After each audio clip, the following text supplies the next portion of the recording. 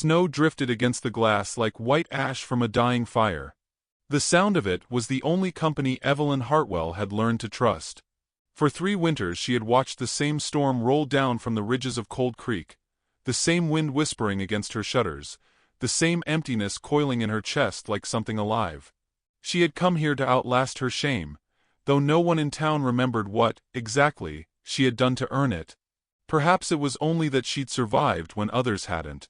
Perhaps survival itself was its own kind of scandal. She wrapped her shawl tighter and pressed her hand to the windowpane. Outside, the world was pale and unforgiving. Smoke rose from the distant chimneys of town, tiny gray spines against the mountain's back. From here she could almost hear the gossip carried through their walls. That quiet widow-looking woman up by the river. The words changed with the season, but their shape never did. Evelyn had learned to answer silence with silence. She chopped her own wood, fixed her own roof, mended her boots by lamplight. When her hands split and bled from the cold, she wrapped them in cloth and kept working. Still, at night, when the cabin creaked and the fire dimmed, she found herself whispering prayers she didn't believe, just to hear another voice. The first time she saw him, it was through the blizzard. No shape at all, only motion, a slow and deliberate rhythm in the white distance. She thought it was a dream until the sound reached her. Thunk, thunk, thunk. The steady strike of an axe against frozen wood. Each swing carried with it a calm, almost sacred precision. Then, as the storm thinned, he appeared. A man, massive, bare to the waist despite the cold, skin marked by scars like rivers through stone, white hair whipping around his face. For a moment she thought the mountain itself had risen to breathe. He did not look at her. He only paused, rested the axe against a stump, and lifted his chin in acknowledgement. Then he turned back to the trees and kept working. Later in town, she asked about him. Mabel Rowan, the tavern keeper, snorted as she wiped a glass clean. That's Tahaski Greywolf. Old Apache. Lives up in the trading post that burned years back. Folks say he don't sleep, just chops wood for ghosts. Evelyn had smiled faintly, pretending she didn't feel something shift inside her. And he works for whom? For no one, Mabel said, lowering her voice. But you'd best keep your distance. Cold Creek doesn't take kindly to friendships that look unusual. That night, Evelyn dreamed of axes and snow. She woke before dawn and stepped outside. The air was silver with frost. Along the edge of her porch lay a neat stack of split firewood, each piece perfect, edges clean as carved bone. No footprints led to it. No sound of retreating steps. Only the faint scent of cedar and smoke. She carried the wood inside, built her fire higher than usual, and sat watching the flames climb. The warmth touched her cheeks, and for the first time in months, she allowed herself to cry. Not loud, just a slow, trembling release, as if her ribs had thawed. She did not ask why he had helped her. She only knew that something in his silence had recognized hers. By noon, the snow began again. She made her way into town for supplies. The road was nearly invisible, the wind tugging at her skirt. When she reached the general store, the bell above the door startled her with its cheer. Jonas Pike stood at the counter, a broad-shouldered man whose beard hid a bitterness that hadn't aged well. He looked up, his gaze traveling over her with a smirk. 3 winters alone, Evelyn. You got iron bones or just frozen ones? She ignored him and placed her list on the counter. Flour, salt, lamp oil. Jonas leaned closer. You could have had all that and more if you'd said yes when I asked. The storekeeper cleared his throat, pretending to be busy. Evelyn met Jonas's stare. And if I had, she said softly, you'd have found another woman to blame for your unhappiness. He flushed red. Careful what you say. Sheriff Boone don't like women talking sharp, especially to men who remember their father's debts. She gathered her parcel and left without another word.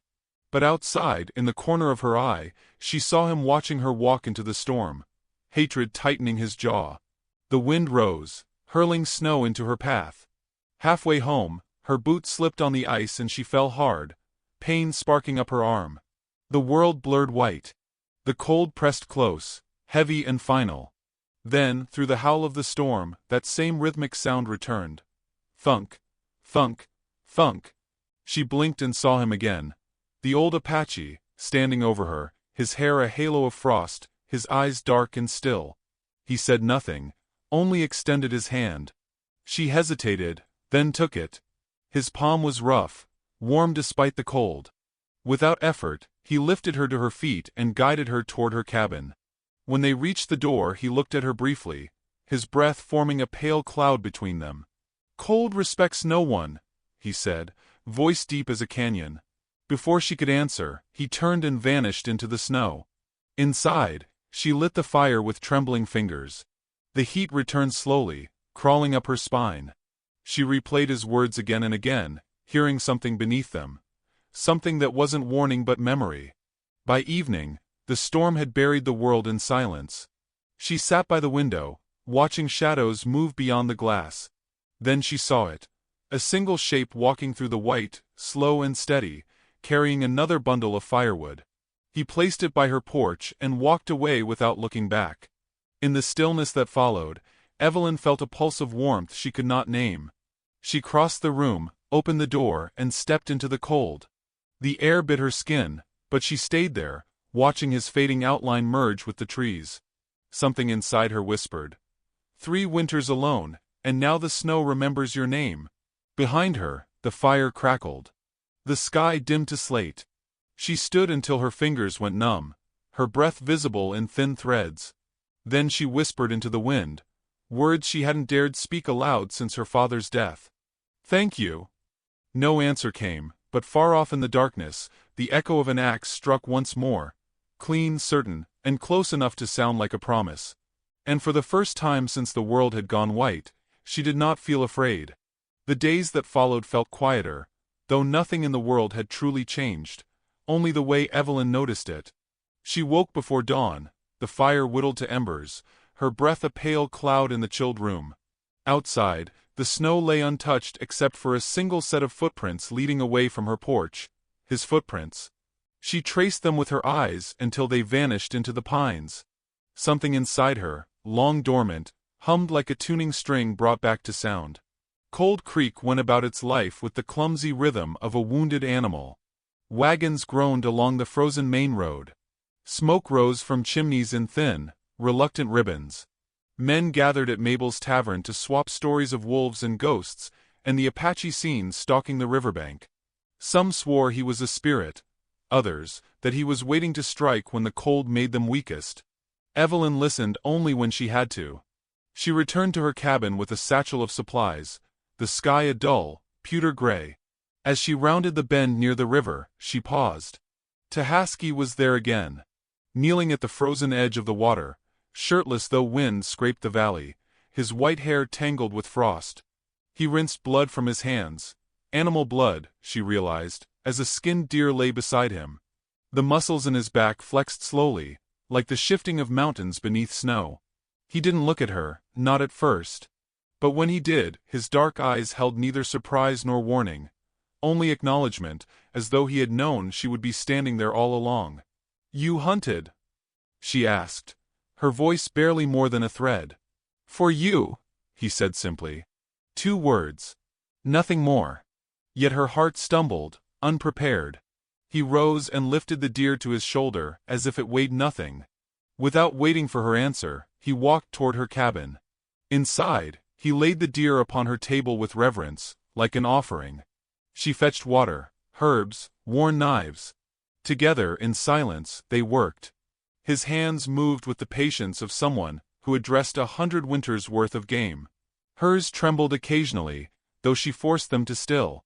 When the meat was salted and set aside, Tahaski looked around the room. His eyes lingered on the lone photograph on the mantelpiece. Her father in his worn coat, his stern jaw, the mountains behind him. Beneath the frame lay her mother's shawl, folded with care. "You are alone," Tahaski said. Evelyn did not pretend otherwise. "So are you." He nodded once, as though that truth required no apology. As evening bled into dusk, he stood to leave. Evelyn followed him to the threshold, arms wrapped around herself. "Why help me?" she asked. He did not answer.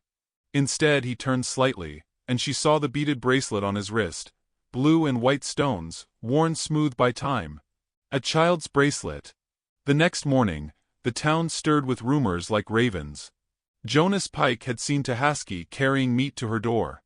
The tavern buzzed with it. She's letting him in. She's forgotten her place. He'll slit her throat when the moon is right. Sheriff Boone stood outside the jailhouse, chewing the end of a matchstick, eyes narrowing each time Evelyn passed through town. No one spoke to her directly. They only whispered just loud enough to be heard. By the third day, frost clung to the windows like lace. Evelyn woke to an unfamiliar sound, soft knocks against her door. When she opened it, Tahaski stood there holding a wooden carving. A small horse, unfinished yet full of grace, its head bowed as if drinking from water. He placed it on the table without a word. "You carved this?" she asked. He nodded. "For the girl." Evelyn blinked. "Your daughter?" He did not look at her, only stared at the flames. "Little dove. She liked horses." His voice was low, roughened by memory. "She died in winter. Like this one."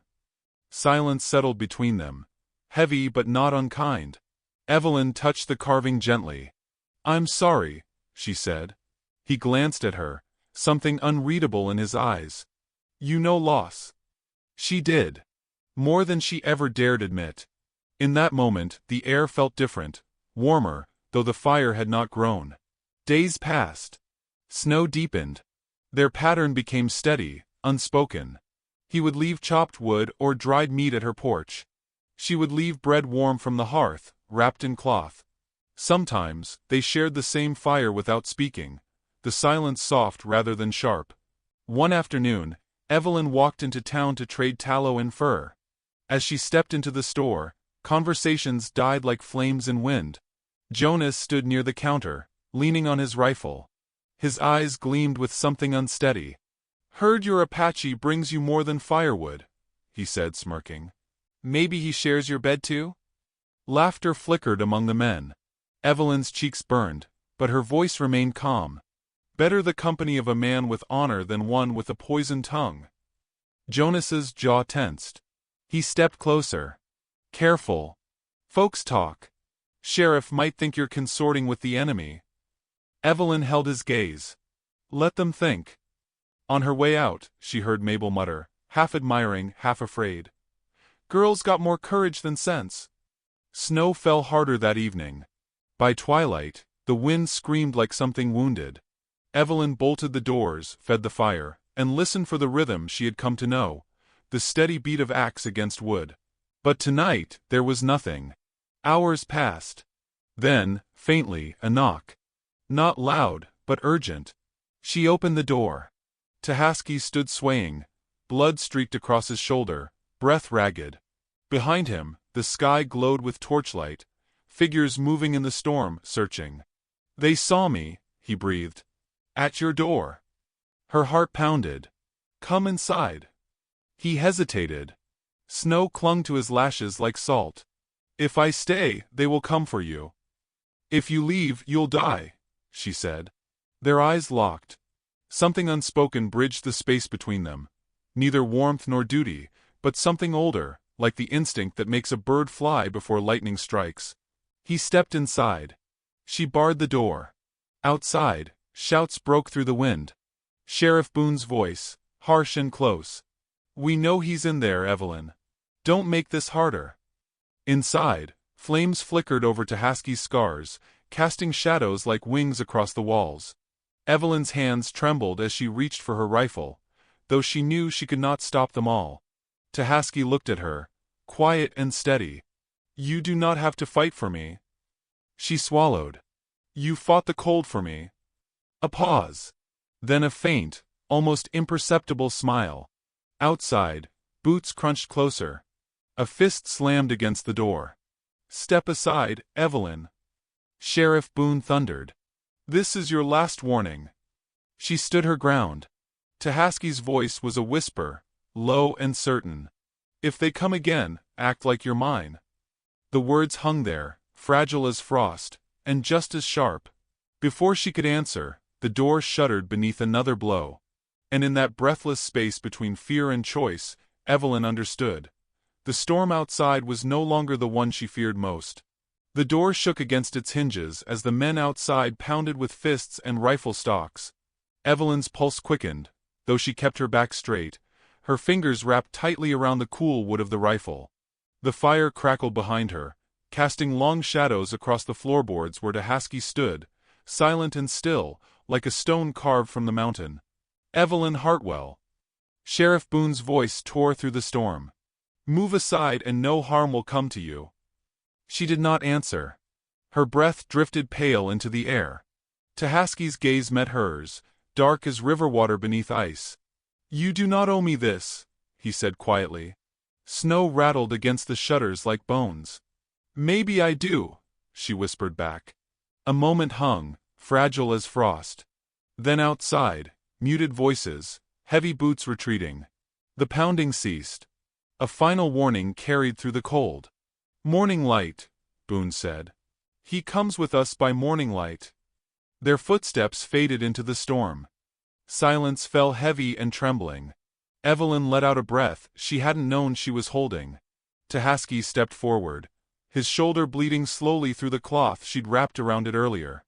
The firelight revealed bruises along his ribs, purple blooming beneath his skin like nightshade flowers. You're hurt, she said. I have known worse. That doesn't mean you must endure this alone. He watched her as though she had spoken a language long forgotten. She guided him to the chair near the hearth. Snow melt dripped from his hair, pooling on the floor like spilled pearls. Evelyn heated water, mixed herbs, and knelt to tend his wounds. Her hands hovered before touching flesh, scarred, ancient, human. Will you let me? She asked softly. He nodded once. She pressed the cloth gently against the wound. He did not flinch, only watched the shadows shift across her face. The quiet between them was not empty now, only full of everything unspoken. When she finished bandaging, she sat back on her heels. They won't wait long. I know. They'll come with more men. Guns. Ropes. His jaw tightened. I will leave before dawn. The words struck her like a cold wind. Leave? Go where? You're wounded. Better I leave than bring ruin to your door. Evelyn shook her head, strands of hair falling loose. They already think I'm ruined. Staying or leaving doesn't change their minds. Tahaski's eyes softened, like thawing embers. Why do you fight for me? She almost said she didn't know. But she did. Because he brought wood when no one else cared. Because he carried her from the snow with hands built to protect, not to harm. Because his silence felt safer than anyone's promises. Instead she said, because someone should. He studied her for a long heartbeat. Then slowly, he reached into the small leather pouch at his belt and drew something out. It was a simple ring, silver, worn thin, set with a single turquoise stone. Small. Delicate. Meant for a child. My daughter, he said. It was hers. Evelyn's voice grew quiet. Little dove. He nodded. Before the war, she would braid her mother's hair, feed the horses, laugh at the snow. She died with fever. I buried her when the ground was too hard to dig. The fire crackled, and Evelyn felt the world grow still around them. I'm sorry, she said, meaning every syllable. He closed the ring inside his fist. You remind me of her. Not in face. In spirit. Outside, the storm softened to a hush. Evelyn looked toward the window. The moon had risen, pale and watching. You don't have to be alone anymore, she whispered. He leaned back, exhaustion etched into every line of his frame. I don't know how not to be. She didn't answer. Instead, she rose, fetched a blanket, and laid it over his shoulders. He glanced up, something unspoken caught in his throat. She returned to her chair beside the fire, but sleep would not come. The night felt too thin, too breakable. Hours ticked by. Wind sighed against the walls like a tired lullaby. Tahaski slept lightly, every breath shallow. Evelyn kept watch, fingers curled around the rifle, though her eyes kept drifting to the quiet curve of his brow, the scar at his temple, the way peace barely touched him even in dreams. Just before dawn, he stirred. The storm had cleared. Stars faded as the first pale light crept across the snow. Tahaski rose slowly, wincing. "It is time." Evelyn stood too. "You'll be seen the moment you step outside. I have walked through worse hunts." She stepped closer. "They'll kill you." He looked down at her, the lines of weariness and courage etched deep. "Then I die on my feet." Her throat tightened. "You don't have to." His gaze dropped to the ring still in his palm. Then he reached out and gently took her wrist, turning her hand upward. He placed the ring in her palm. Her breath caught. "If they come," he said, voice low, "act like you're mine." Her fingers closed around the ring. It was cold. Heavy. "And if I don't?" His eyes met hers, dark and fierce and unbearably kind. "Then I walk into death alone." A knock shattered the quiet. Sharp, disciplined. Sheriff Boone's voice outside, firm. "Evelyn. Time's up. Step aside." She looked at Tahaski. He looked at the door. Outside, boots crunched in the snow. She could hear Jonas's muffled laugh. The rifle in her hands felt suddenly too light, too useless. Tahaski stepped forward, as if ready to surrender. Evelyn's pulse pounded. The ring burned like a coal in her palm. "Don't," she whispered. He paused. The door shook again. "Open it," Boone commanded. "Or we break it down." Evelyn moved, before sense could argue, placing herself between Tahaski and the door. Her hand found the latch. She lifted it. Light spilled in, gray, cold, filled with gun barrels and hard faces. Sheriff Boone's eyes narrowed. Evelyn's voice did not tremble. "He's not leaving." Boone stared. "What did you say?" She lifted her chin, the ring hidden in her fist. "He's mine." A hush, sharp as a knife. Behind her, she felt Tahaski go still. Boone's gaze darkened. Jonas stepped forward, rifle half-raised. "Then you've chosen your side." Evelyn's heart pounded like a drum in her chest, but she did not step back. Outside, the morning light touched the snow, red as if it already knew what was coming next. Evelyn expected her voice to waver, but the words left her steady as winter wind. "He's mine." For a heartbeat, no one moved. Snowflakes drifted lazily between the rifles and the rising sun, as if the world itself were holding its breath. Sheriff Boone's jaw flexed, his gloved hand tightening around the stock of his gun. "That's a dangerous claim," he said. "You know what this means?" Evelyn didn't look away. Behind her, she sensed Tahaski standing tall, silent, a presence carved of stone and sorrow. "It means I've chosen," she replied. Jonas Pike let out a low, bitter laugh. "Chosen a savage over your own kind? You really are lost." Tahaski stepped forward then, placing himself just behind her shoulder. His voice carried like low thunder. "I asked her to act like she was mine. I did not ask her to suffer for it." Evelyn glanced back at him. His eyes, dark and unwavering, held both apology and pride. The ring still pressed into her palm, its edges biting into her skin. She turned back to the men.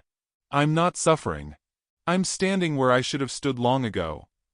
The sheriff sighed, weathered and tired. "Move aside, Evelyn. Don't make this a blood memory." His hand lifted to signal the men forward.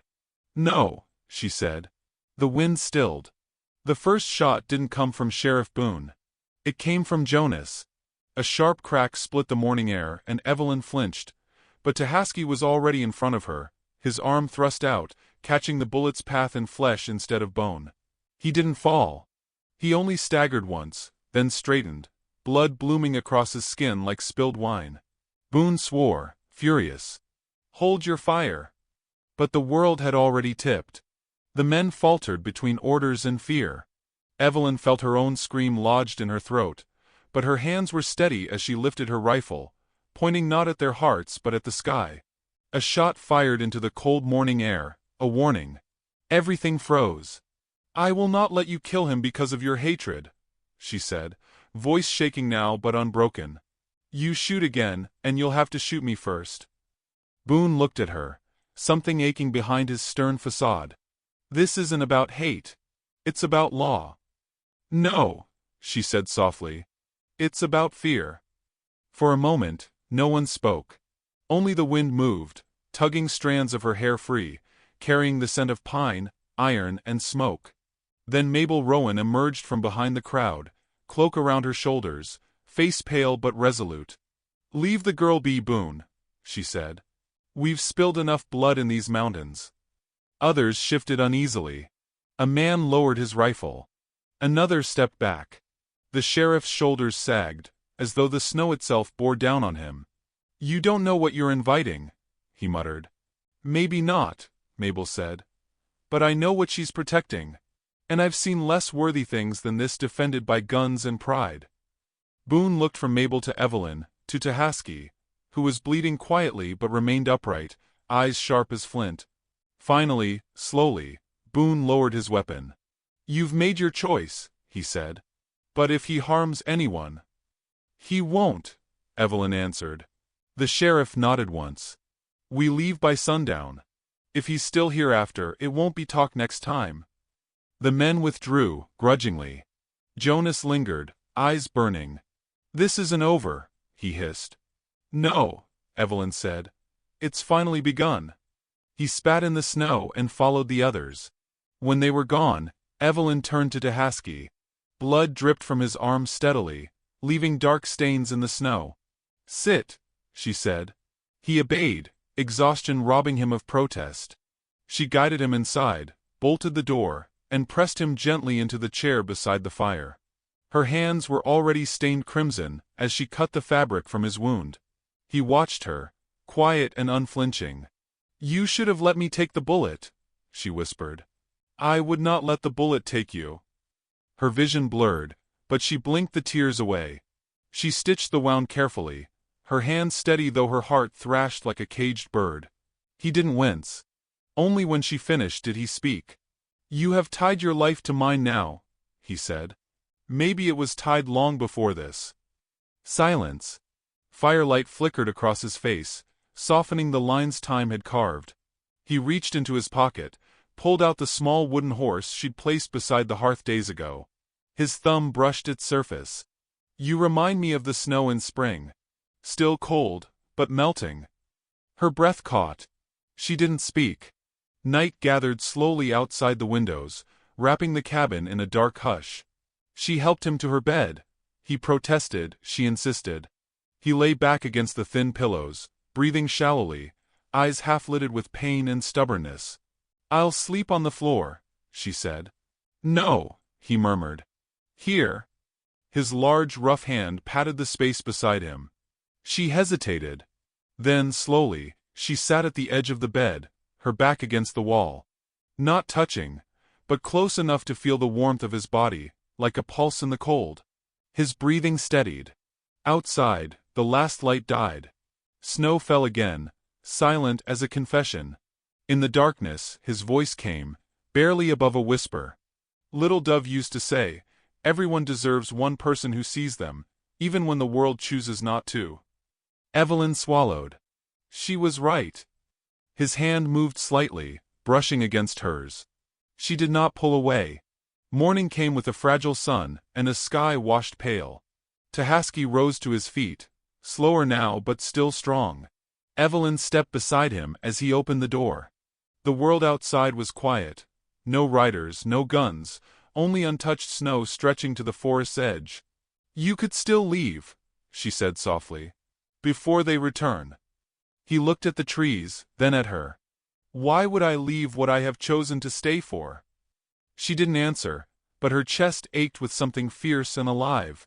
They spent the morning in silence, he repairing the fence with steady movements despite his injury, she boiling water, mending clothes, sweeping ash from the hearth. Now and then their eyes met, and that alone was enough. By afternoon, clouds rolled heavy across the sky, promising another storm. Evelyn found him outside, staring toward the road to town. "They'll come back," she said. He nodded. "Then we will stand again." She stepped closer. "Not as yours. Not as mine. As something neither of us has had in years." He turned. "And what is that?" She held his gaze. "A home." Snow began to fall again, slow and soft. In that hush, he lifted his hand, not to claim, but to offer. She placed hers in it. In the distance, the faint echo of horses and voices rose on the wind. Not yet visible, but coming. Tahaski's grip tightened gently. Then we stand together. Evelyn exhaled, steady. The storm gathered like folded wings above them, and somewhere deep in the pines, a wolf howled. Not in warning, but in recognition. And the snow, once a symbol of loneliness, now felt like a promise waiting to be kept.